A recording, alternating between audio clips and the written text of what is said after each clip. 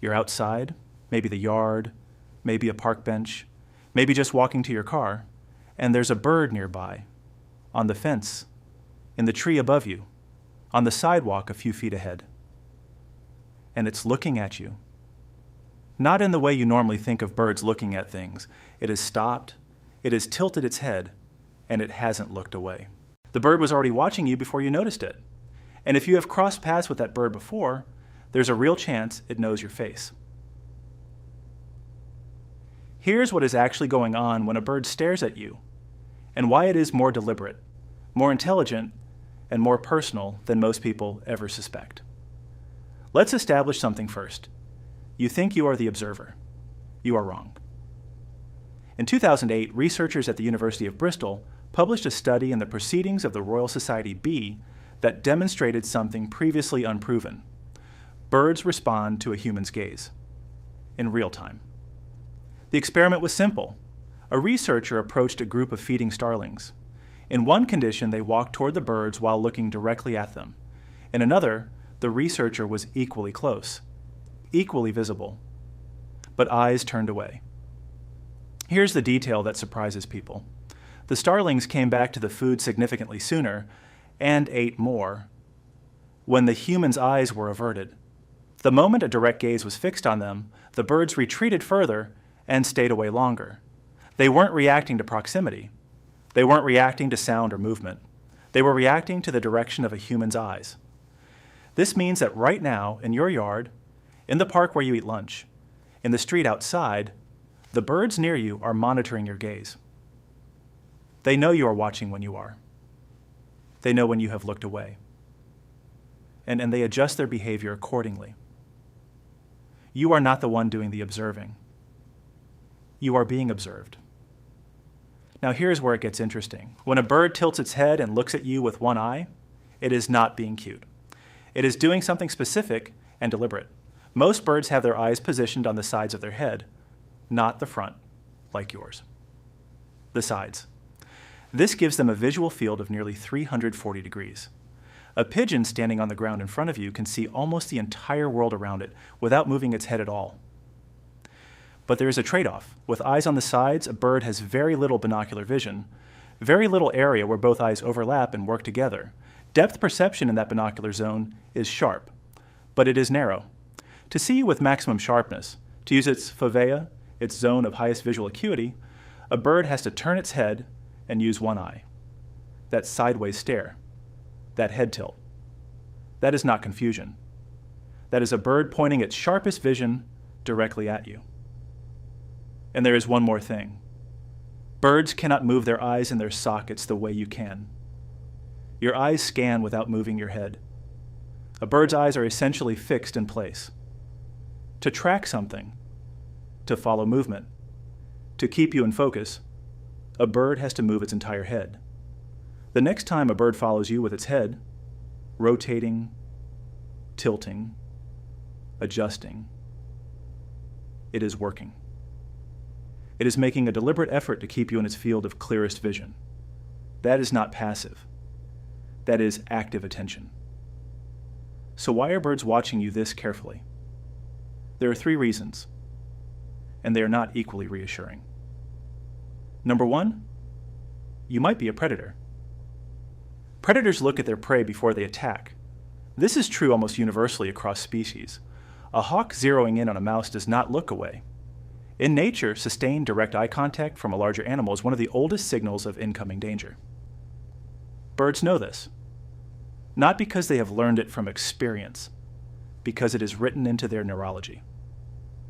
When you look directly at a bird, you are sending a signal it has been wired to detect for millions of years. It does not know you are not hunting it.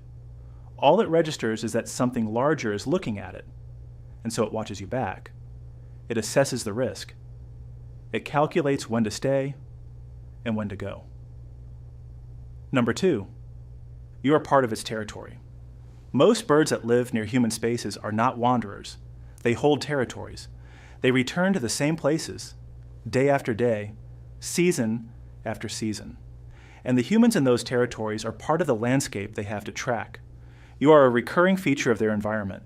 They have noted your patterns, when you usually appear, how you move, whether you are the kind of person who ignores them or the kind who stops and stares.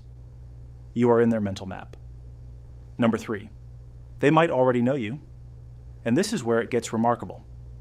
In the early 2000s, Dr. John Marsluff at the University of Washington began a series of experiments with American crows. He wanted to know whether crows could distinguish individual human faces. Researchers wore specific masks during the study. One mask, the dangerous face, was worn by the person who trapped and banded the crows. Another was a neutral control mask, worn by someone who never interacted with them.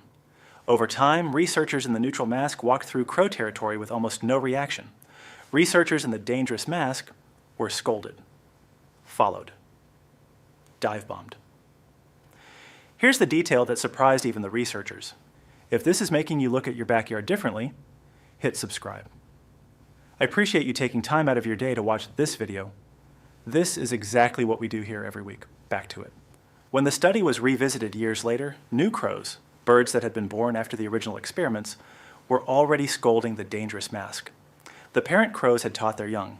They had passed down the identity of a specific human face to the next generation, and in follow-up research published in 2024, those crows were still responding, still wary, still passing the warning down.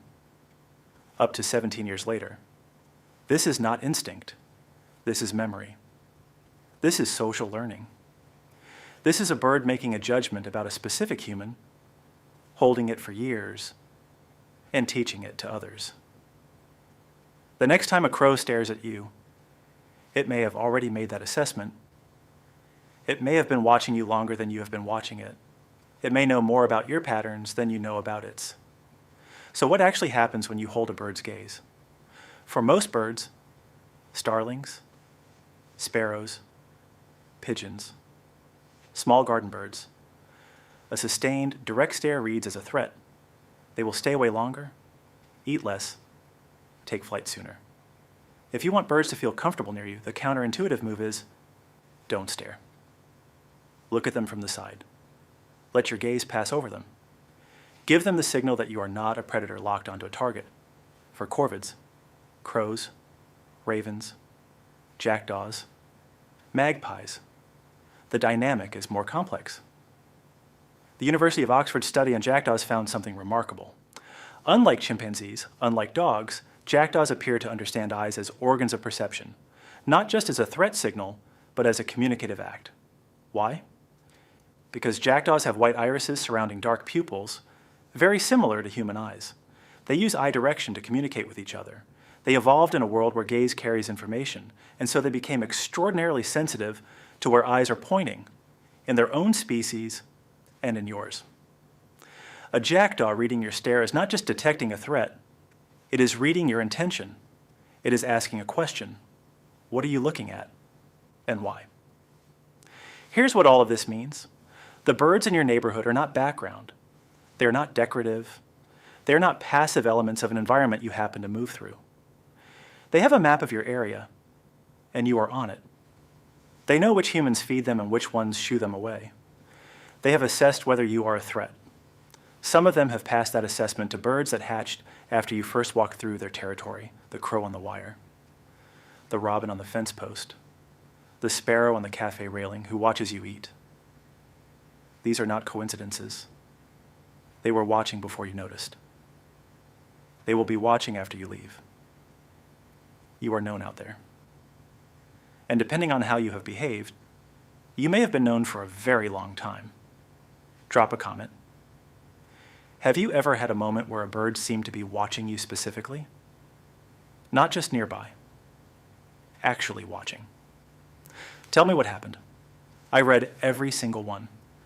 And if this changed how you see the birds that share your space, subscribe. There is a lot more where this came from. See you in the next one.